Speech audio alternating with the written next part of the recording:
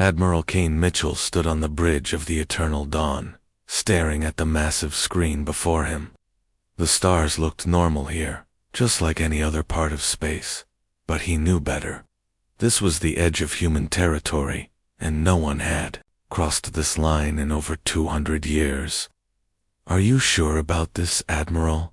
asked Dr. Lisa Barnes, the ship's historian. She stood beside him, her face pale with worry. "The Galactic Council has forbidden this for good reason." Kane turned to look at her. "The Council gives us orders, but they never explain why. Don't you want to know what's really out there?" The bridge was quiet, except for the soft hum of the ship's engines. Kane's crew of 300 waited for his decision. They all knew the stories. They all knew the warnings. But they also knew that the Zephyrian Empire was running out of space to grow. Captain Ryan Torres walked over from his station. "Admiral, we're picking up something strange on the sensors. There are objects floating in space about 50,000 kilometers ahead." Kane nodded. "Show me." The main screen changed to show several dark objects floating in the void. They were clearly artificial, made of some kind of metal that Kane didn't recognize. Each object was about the size of a small ship, but they didn't move like ships. They just sat there, waiting. "Those are warning buoys," said Professor Alan Carter, the council expert they had brought along. "I've seen pictures of them in the old files. They mark the boundary of human space." Commander Amy Sullivan, the tactical officer, checked her instruments. "They're not attacking us. They're just ... watching." Kane felt a chill run down his spine. "Watching for what?" "For ships like ours," Carter said quietly. "Ships that might try to cross the line." The Admiral walked closer to the screen. The buoys looked ancient, but they were still working. Red lights blinked on their surfaces in a pattern that seemed almost like a heartbeat. "Sir," said Torres, "there's something else. I'm getting readings of ships behind the buoys. Lots of them." Kane's eyes widened. "How many?" "I count at least 50, maybe more." "They're not moving, but they're definitely there." Dr. Barnes pulled up her tablet and started reading. According to the old records, humans weren't always isolated. They used to be part of the galactic community. They had trade routes, diplomatic missions, even colonies on other worlds. "So what changed?" Kane asked. "No one knows. The records just say that one day, about 250 years ago, all human ships suddenly returned to their home systems. They cut off all communication and put up these barriers. The Council tried to contact them many times, but they never responded." Kane stared at the warning buoys. "Maybe they had a good reason. Or maybe," said Commander Sullivan, "they were planning something. Maybe they were building weapons or preparing for war." The Admiral was quiet for a long moment. His orders were clear: explore the human boundary and report back. But those orders had come from the highest levels of the Zephyrian government, and Kane suspected they wanted more than just information. "Torres, scan those buoys more carefully. I want to know what they're made of and how they work." "Yes, sir." As Torres worked, Kane thought about the stories he had heard as a child. His grandfather had told him about the humans, describing them as a strange and dangerous species. They looked similar to many other races, but they were different somehow. They were unpredictable, creative, and very hard to kill. Admiral Torres called out, "You need to see this." Kane walked over to the sensor station. "What is it? The buoys? They're not just watching us. They're scanning us. Deep scans. They're learning everything about our ship, our weapons, even our biology." "How is that possible?" "I don't know, sir. The technology is unlike anything I've ever seen. It's like they can look right through our shields and armor." Carter stepped forward. "The old files mention that humans developed very advanced scanning technology, but this goes beyond anything we thought possible." Kane made his decision. "Set course for the boundary. We're going to take a closer look." "Sir," said Dr. Barnes, "are you sure that's wise?" We don't know what will happen if we get too close. We won't know anything if we just sit here, Kane replied. This is why we came. The Eternal Dawn moved forward slowly. As they got closer to the buoys, Kane could see more details. The objects were covered in symbols and markings that seemed to shift and change as he watched them. It was like looking at writing that was alive. The other ships are moving, Torres reported. They're not coming toward us, but they're definitely active now. Kane watched the screen as distant shapes began to change position. The human ships were sleek and dark, nothing like the bulky vessels used by other species. They moved with a fluid grace that seemed almost organic. They're beautiful, whispered Dr. Barnes. They're dangerous, corrected Commander Sullivan. Look at those weapon arrays. I've never seen anything like them. Kane had to agree. The human ships bristled with weapons that seemed to bend light around them. Even from this distance, he could tell they were far more advanced than anything in the Zephyrian fleet. Admiral, Carter said urgently, we should stop here. The buoys are clearly a warning. If we go any further, we might start something we can't finish. Kane looked around at his crew. They were all scared, but they were also curious, just like him. We're explorers, he said finally. This is what we do. We go where others fear to go, and we learn what others are afraid to learn. He turned to Torres. Take us past the buoys, but go slowly, and be ready to retreat, if necessary. As the Eternal Dawn crossed the invisible line marked by the warning buoys, Kane felt the weight of history settling on his shoulders. They were the first non-humans to enter this space in over 2 centuries. Whatever happened next would change everything. The human ships began to move closer, but they still didn't attack. They just watched and waited, as if they were deciding what to do with these unexpected visitors. Kane realized that he and his crew were about to discover why the rule existed, and he wondered if they would live to tell anyone about it. Lieutenant Jake Morrison gripped the controls of his scout ship as it flew deeper into human space. 3 days had passed since they crossed the boundary, and nothing had attacked them, but something was definitely wrong. Jake, are you seeing this? Came Nina Rodriguez's voice through the comm system. She was the engineer on his team, and she sounded worried. What is it, Nina?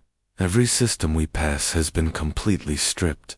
No planets, no asteroids, no space stations. Just empty space, where worlds used to be. Jake looked at his sensors. She was right. The star systems they were exploring had been cleaned out completely. It was as if someone had taken everything and moved it somewhere else. But where did it all go? He asked. I don't know, but I'm picking up massive energy signatures from the next system over. Whatever the humans built, it's huge. Behind them, the main fleet followed at a safe distance. Admiral Mitchell had divided his forces into smaller groups to cover more ground. Jake's team was the furthest out, the tip of the spear, pushing into the unknown. Dr. Kevin Walsh, the ship's psychologist, had been quiet for the past hour. Now he spoke up. Jake, I need to talk to you about the crew. What about them? They're having nightmares. All of them. The same nightmare. Jake felt a chill. What kind of nightmare?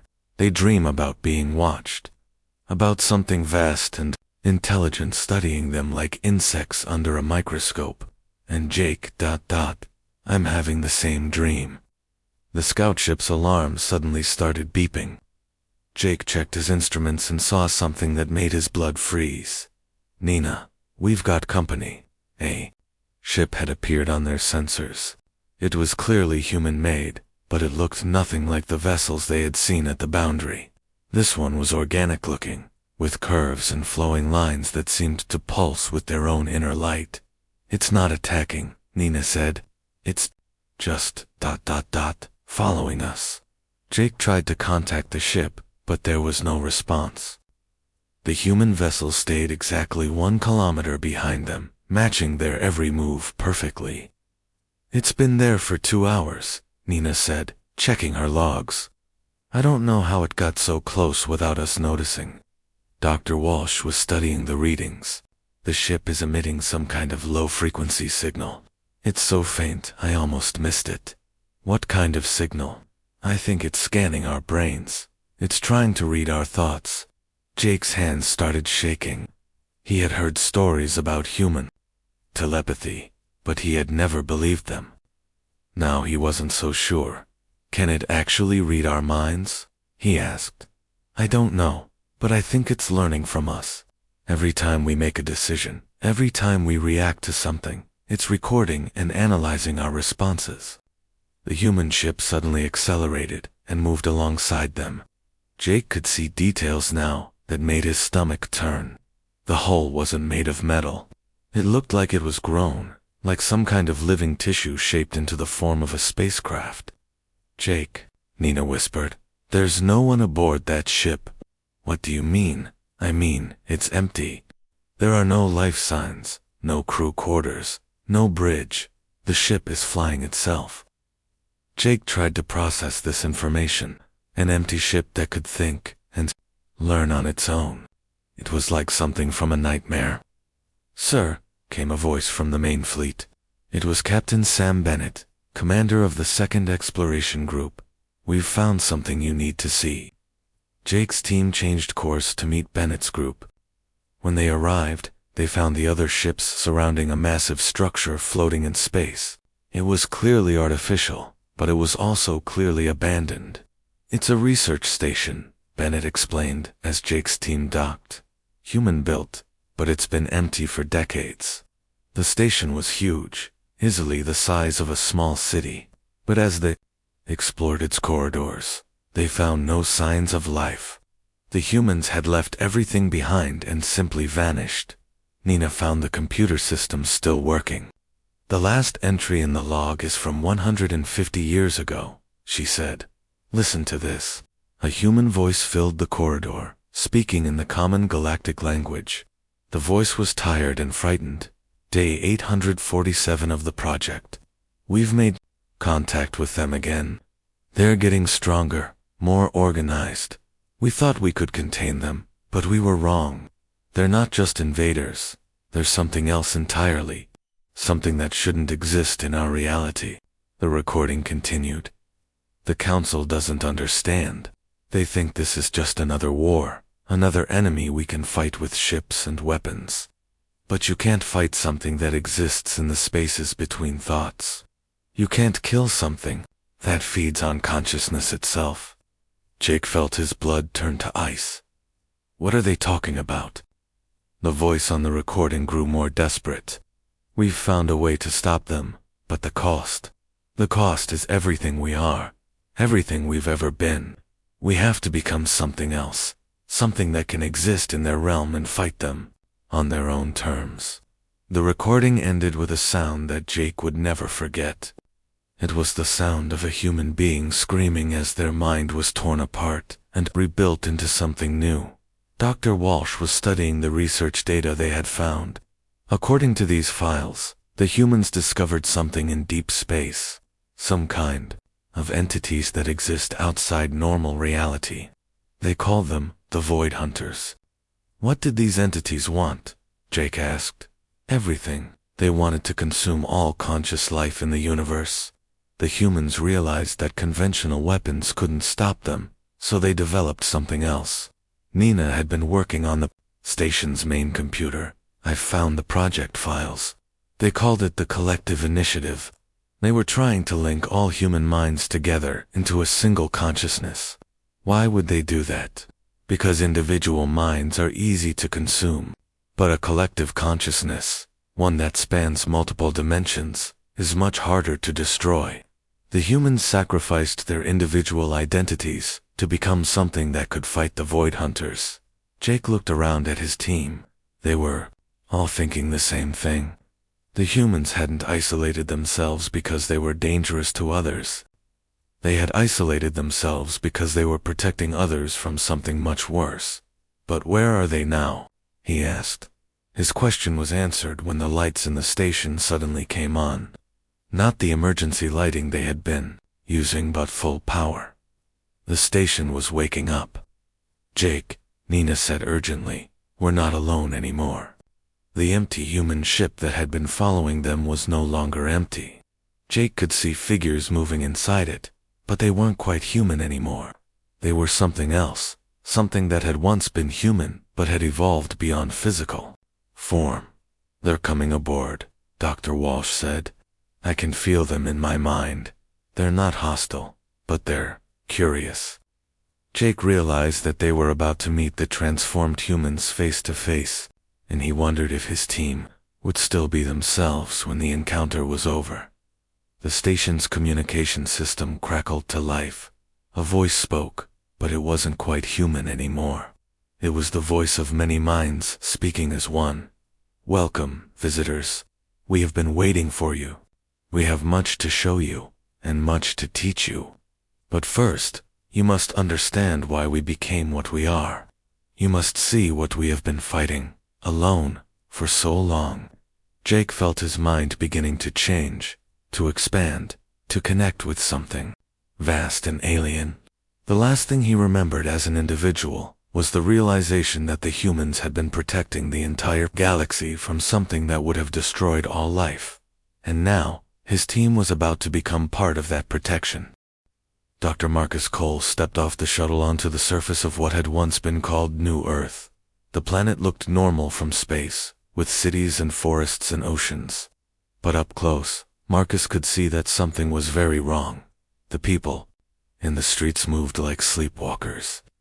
They went about their daily lives, working and talking and laughing, but their eyes were empty. They seemed to be acting out parts in a play that only they could see. It's like they're all sharing the same dream, said Captain Beth Williams, the military strategist who had come with Marcus's team. They're not really here anymore. Marcus nodded, watching a group of children playing in a park. They looked happy, but there was something artificial about their joy, like they were remembering how to be happy rather than actually feeling it. The question is, said engineer Tony Martinez, where are their minds really? Their answer came from an unexpected source. Zara Collins, the team's psychic specialist, suddenly grabbed Marcus's arm. Her eyes were wide with fear. They're all connected, she whispered. Every human on this planet is linked to something massive, something that spans across multiple dimensions. Can you make contact with them? Marcus asked. Zara hesitated. I can try, but I don't know if I'll be able to come back. Before Marcus could stop her, Zara closed her eyes and reached out with her mind. For a moment, nothing happened.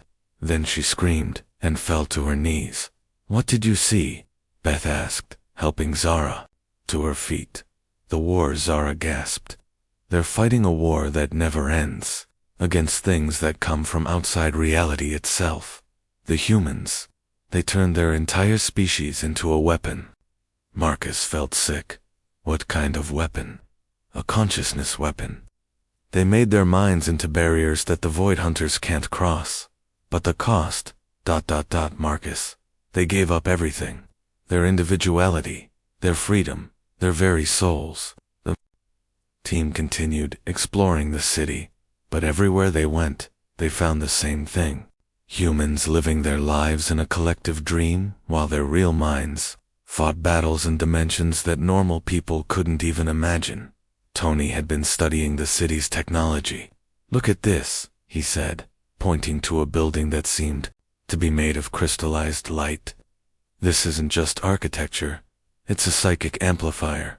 The entire city is one massive mind-reading device. Mind-reading? Beth asked. More than that. It's taking the thoughts and memories of every human here and broadcasting them across space. They're sharing their experiences with every other human in the galaxy. Marcus began to understand. They're not just individuals anymore. They're all part of one massive consciousness. Every human who ever lived, every thought they ever had, every memory they ever made, it's all shared. Zara was still connected to the human network, though she was fighting to maintain her own identity. They're trying to show me something, she said. They want me to see what they're protecting us from. Don't, Marcus warned. It might be too dangerous. But Zara was already too deep in the connection. Her body went rigid, and when she spoke, her voice was different. It was the voice of the collective, speaking through her. "We were like you once," the voice said. "Individual minds, separate thoughts, personal dreams. But we discovered something that changed everything. We found proof that consciousness itself is under attack." Marcus felt a chill run down his spine. "What do you mean?" "The Void Hunters don't just destroy life. They destroy the very concept of being aware. They erase entire species from existence so completely that it's as if they never existed at all. They're not just killers. They're the opposite of existence itself." The voice continued, using Zara's body to speak. "We found their hunting ground, a place where thousands of civilizations once lived, now completely empty. Not destroyed, not conquered, but erased, as if they had never been." Tony was recording everything. "How do you fight something like that? You can't fight them with weapons or ships. You can only fight them with consciousness itself. That's why we became what we are. We turned our entire species into a living barrier, a wall of awareness that they cannot cross." Marcus looked around at the dreaming humans. "But at what cost?" "Everything," the voice admitted. "We gave up our individual lives, our personal dreams, our freedom to be separate. But in return, we saved the galaxy from something that would have consumed everything." Beth was studying the city's defensive systems. "These buildings aren't just amplifiers. They're weapons. Psychic weapons that can strike at enemies across multiple dimensions." "That's correct," the voice said through Zara. "Every human city is a fortress in the war against the Void Hunters. Every human mind is a soldier in an army that never sleeps." Marcus felt overwhelmed by the implications. "How long have you been fighting this war?" "In your time, about 200 years. But we exist in accelerated time now. For us, it has been thousands of years of constant battle. We age and die and are reborn in the collective memory, over and over again." The team spent hours exploring the city, learning about the human transformation. They found libraries full of memories instead of books, hospitals that healed minds instead of bodies, and schools that taught children how to exist in multiple dimensions at once. But the most disturbing discovery came when they found the conversion centers. These were places where non-humans could be transformed into part of the collective, if they chose to join the war. "We don't force anyone," the voice explained. "But those who enter our territory must eventually choose. Join us, or be destroyed to prevent contamination." Marcus realized with horror what this meant. "You're going to convert us. Only if you choose it. Or if you try to leave and spread knowledge of our existence. The galaxy must be protected from the truth until they're ready to face it." Tony had been working on the city's computers, trying to understand how the human technology worked. "Marcus, you need to see this. I've accessed their historical records." The records showed the truth about the Galactic Council. The founders of the council had known about the Void Hunters all along. They had established the human quarantine, not to protect the galaxy from humans, but to protect the galaxy from knowing what the humans were really doing. "They let us become monsters," the voice said sadly. "They let us sacrifice our humanity so that the rest of the galaxy could remain innocent." Beth was studying tactical data. "According to these files, the Void Hunters are getting stronger. They're finding new ways to attack reality itself. The human defenses are holding, but they won't hold forever." Marcus felt the weight of the truth settling on his shoulders. The humans had become the galaxy's secret guardians, fighting a war that no one else even knew existed, and they had paid the ultimate price for that protection. "What happens now?" he asked. "Now you choose," the voice said. "Join us and help us fight, or return to your people and warn them that the protection we provide won't last forever. Either way, the galaxy will eventually have to face the truth." Marcus looked at his team. They were all thinking the same thing. The comfortable certainty of their old lives was gone forever. They had learned something that would change everything. And somewhere in the darkness between dimensions, the Void Hunters were waiting for their chance to break through the human barrier and consume everything that had ever existed. The war was real, and humanity was losing. Fleet Admiral Carol Davis watched in horror as her ships began to change. It had started small, a few crew members reporting strange dreams, others claiming they could hear voices in their heads. But now, 3 weeks into their journey through human space, entire ships were going silent. "Admiral," reported Captain Steve Parker, from the bridge of the Zephyrian cruiser Stafall.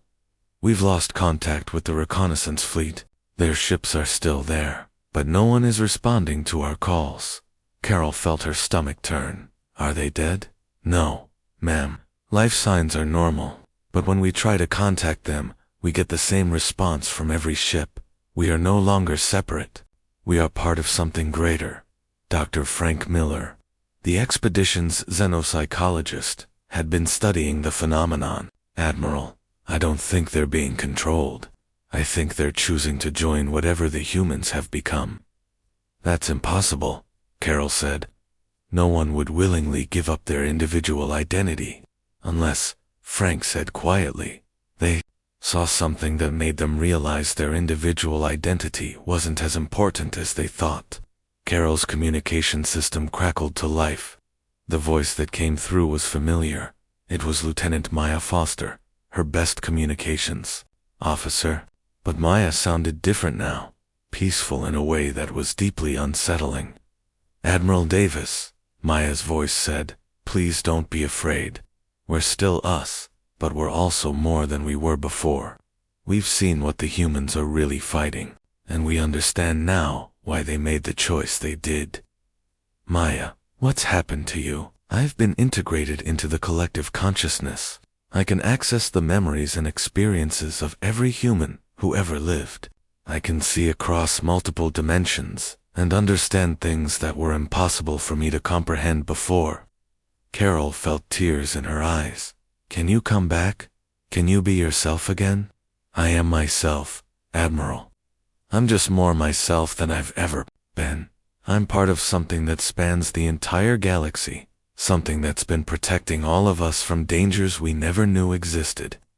The main screen on Carol's bridge suddenly activated. Instead of showing space, it showed something that made the entire crew gasp. It was a battle, but not a battle between ships. It was a battle between consciousness and the void itself. The human defenders appeared as beings of pure energy, their forms shifting and changing as they fought against enemies that seemed to be made of living darkness. The Void Hunters were exactly what their name suggested, creatures that existed in the spaces between reality, feeding on the very concept of existence. "This is what we've been fighting," Maya's voice explained. "Every day, every hour, every minute. While the rest of the galaxy sleeps peacefully, we stand guard against things that want to erase all consciousness from the universe."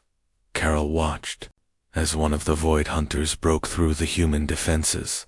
For a moment, she could see what it really was, not just a creature, but a principle of non-existence itself. It was the opposite of life, the opposite of thought, the opposite of being. "How long have you been fighting this war?" she asked.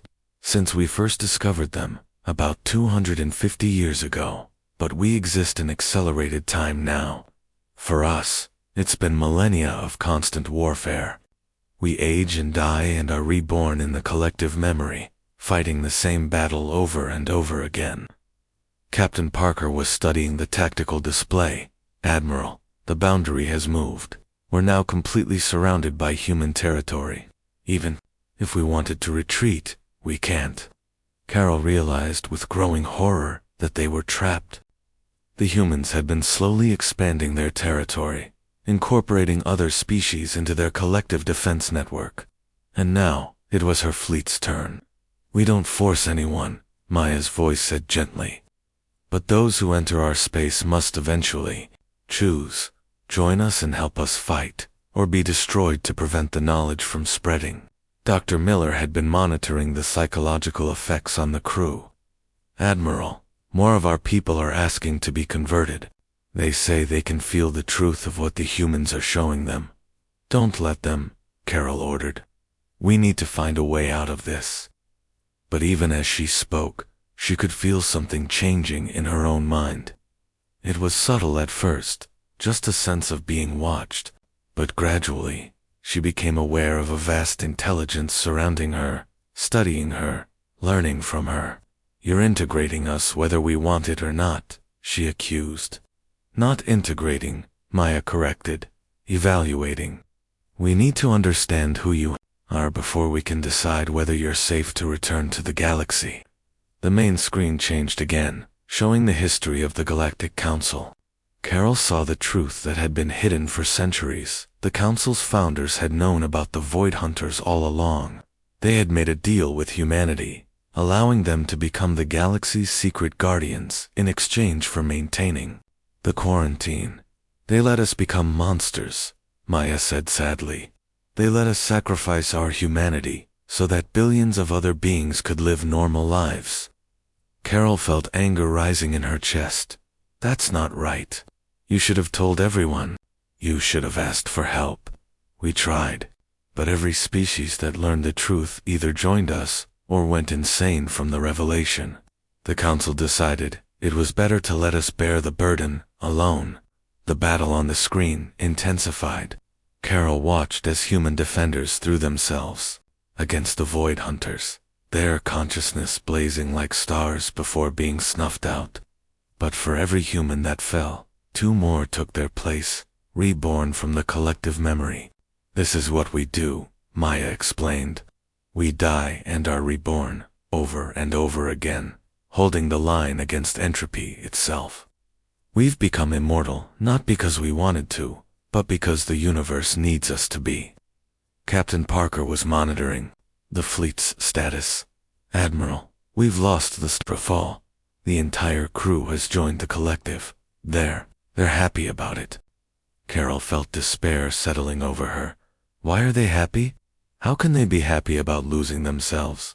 Because they haven't lost themselves, Maya said. They've found themselves. They've become part of something greater than any individual could ever be. Dr. Miller suddenly gasped. Admiral, I can see it. I can see what they're really fighting. Carol turned to look at him. Frank's eyes were wide with terror and wonder. It's not just the Void Hunters, he said. It's the fundamental force of uncreation. The universe is constantly creating new consciousness, new awareness, new ways of being. But there's an opposite force, something that wants to return everything to the void from which it came. The screen showed more of the battle.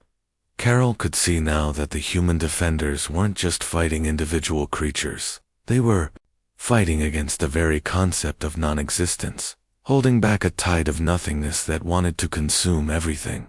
We are the immune system of consciousness itself, Maya said. We stand between being and non-being, between existence and the void, and we've been doing it alone for centuries.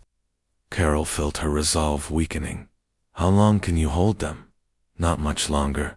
The Void Hunters are getting stronger, finding new ways to attack reality itself. We need help, Admiral. We need the galaxy to understand what we're fighting and to choose whether they want to help us. The communication system crackled again. This time, it was the voice of the collective itself, speaking through thousands of converted beings. Admiral Davis, you have seen the truth. Now you must choose. Join us and help us fight, or return to your people and warn them that the protection we provide won't last forever. Either way, the galaxy will eventually have to face what we face. Carol looked around at her remaining crew. They were all looking at her, waiting for her decision. Some of them had fear in their eyes. Others had something that looked almost like hope. If I choose to go back, she said, will you let me? Yes, the collective replied. But you will carry the knowledge with you, and that knowledge will change everything. Carol realized that no matter what choice she made, nothing would ever be the same. The comfortable ignorance of her old life was gone forever. She had learned the truth about humanity's sacrifice, and now She would have to live with that knowledge. In the distance, the battle against the Void Hunters continued, and somewhere in the collective consciousness, the transformed humans waited for her decision. Admiral Kane Mitchell stood in the collective's council chamber, but he wasn't entirely himself anymore. Part of him remained Kane, the Zephyrian military officer who had led the expedition into human space. But part of him was now something else, a bridge between species, a translator between individual consciousness and the vast collective mind. "I can help you understand," he said to Dr. Lisa Barnes, the last member of the original expedition, who had chosen to remain unconverted. "I can show you what we've learned." Lisa looked at him with a mixture of sadness and fear. Kane still looked human, but his eyes held the depth of countless other minds. When he spoke, it was as if thousands of voices were speaking through him. "You're not Kane anymore," she said quietly. "I'm still Kane, but I'm also more than Kane. I carry the memories of every human who ever lived, and the experiences of every being who has joined us. I understand now why this transformation was necessary." Lisa had been documenting everything she had seen during their journey through human space. Her reports would go back to the Galactic Council, assuming she was allowed to leave. But first, she needed to understand the full truth. "Show me," she said. Kane nodded and placed his hand on a crystal panel.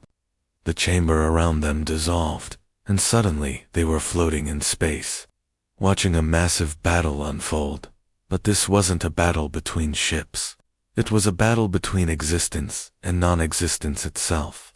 The human defenders moved like living light, their consciousness blazing as they fought against enemies that seemed to be made of pure darkness.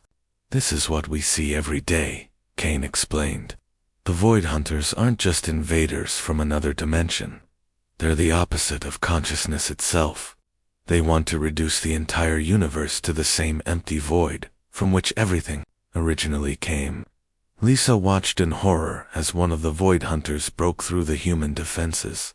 For a moment, she could see what it really was, not just a creature, but a principle of uncreation. It was the opposite of life, the opposite of thought, the opposite of being. "How many of them are there?" she asked. "Countless. They exist in the spaces between realities, feeding on consciousness wherever they find it. Every time a species develops awareness, they become targets. Every time a civilization reaches for the stars, they risk attracting the hunters." The vision changed, showing Lisa the history of the galaxy. She saw countless civilizations rise and fall, but many of them simply vanished without a trace. No ruins, no remains, no evidence they had ever existed. "The Void Hunters don't just kill civilizations," Kane explained. "They erase them completely. They consume the very concept of their existence, so that it's as if they never were." Lisa felt sick. "How long has this been going on?" "Forever, as far as we can tell. The universe creates consciousness, and the Void Hunters destroy it. It's a cycle that has been repeating since the beginning of time." The vision showed her the moment when humanity first encountered the Void Hunters. A human exploration ship had stumbled into their realm and barely escaped. But the knowledge they brought back changed everything. "We realized that conventional weapons couldn't stop them," Kane said. "You can't fight non-existence with existence. You can only fight it with consciousness itself." Lisa watched as the human species made the decision that would transform them forever. They developed technology that could link minds together, creating a collective consciousness that spanned multiple dimensions. "We gave up our individual lives," Kane said sadly. "We became something new, something that could exist in the same realm as the Void Hunters and fight them on their own terms." The vision showed her the true scale of the human transformation. Every human who had ever lived, every thought they had ever had, every memory they had ever made, all of it was preserved in the collective consciousness. Death had become meaningless, because every human was constantly reborn in the shared memory. "But at what cost?" Lisa asked. "Everything," Kane admitted. "We gave up our freedom, our individuality, our right to be separate. But in return, we saved the galaxy from something that would have consumed everything. The vision changed again, showing Lisa the current state of the war. The human defenses were holding, but they were weakening. The Void Hunters were finding new ways to attack reality itself, and the collective was struggling to adapt. We can't hold them forever, Kane said. We need help. We need other species to understand what we're fighting, and to choose whether they want to help us. Lisa realized with growing horror what this meant. You're going to reveal the truth to the galaxy. We have to. The alternative is to let the Void Hunters break through and consume everything. At least, if other species know the truth, they can choose whether to fight or to join us. The vision showed her what would happen if the human defenses failed. The Void Hunters would sweep across the galaxy, erasing entire civilizations from existence. Within a few years, the galaxy would be empty, as if no one had ever lived there. But some species will go insane from the revelation, Lisa said. The psychological impact of learning that consciousness itself is under attack. We know, Kane said sadly. That's why we've been fighting alone for so long. The Galactic Council made the decision to let us bear the burden so that others could live normal lives. The vision changed one final time, showing Lisa the choice that lay ahead. The collective had prepared a message for the galaxy, explaining the truth about the Void Hunters and the human transformation. It would be broadcast to every world, every species, every civilization. Some will join us, Kane said. Others will retreat into denial. A few might find a third option, a way to fight that doesn't require giving up individual consciousness. Lisa felt tears in her eyes. And if I go back to warn them, then you'll carry the knowledge with you. And that knowledge will change everything. The comfortable ignorance of your old life will be gone forever. The vision ended, and they were back in the council chamber. Lisa looked at Kane, seeing both the man he had been and the collective consciousness he had become. I have to go back, she said. I have to warn them. Kane nodded. We know. That's why we showed you the truth. The galaxy needs to understand what's coming. Lisa was escorted to a ship that would take her back to Zephyrian space. As she left, she could feel the collective consciousness watching her, learning from her, preparing for the moment when the galaxy would have to face the truth. The journey back took 3 weeks. When Lisa finally reached the Galactic Council, she was exhausted and traumatized. But she had a story to tell, and evidence to back it up. The council members listened in growing horror as she described what she had seen: the human transformation, the war against the Void Hunters, the centuries of sacrifice that had kept the galaxy safe. What do we do? Asked the council chairman. Lisa looked around at the assembled representatives of dozens of species. They were all thinking the same thing. The comfortable certainty of their old lives was gone forever. They had learned something that would change everything. We choose, she said simply. We choose whether to help them fight, or to let them bear the burden alone until they can't anymore. In the weeks that followed, the galaxy struggled with the revelation. Some species chose to join the collective, adding their consciousness to the war against the Void Hunters. Others retreated into isolation, hoping to avoid the conflict entirely. But everyone knew that the choice was only temporary. Sooner or later, the Void Hunters would find a way through the human defenses. And when that happened, the galaxy would have to face the truth that consciousness itself was under attack. The war was real. The enemy was beyond imagination, and humanity had been fighting it alone for centuries, paying the ultimate price to protect species that didn't even know they needed protection. Now, the galaxy knew why the rule existed, and they would have to decide whether that knowledge was worth the price of their innocence. In the end, some doors should never be opened, but once they are, there's no going back. The galaxy had learned the truth about human territory, and that truth would change everything forever. The question now was whether they would rise to meet the challenge or crumble under the weight of knowledge too terrible to bear.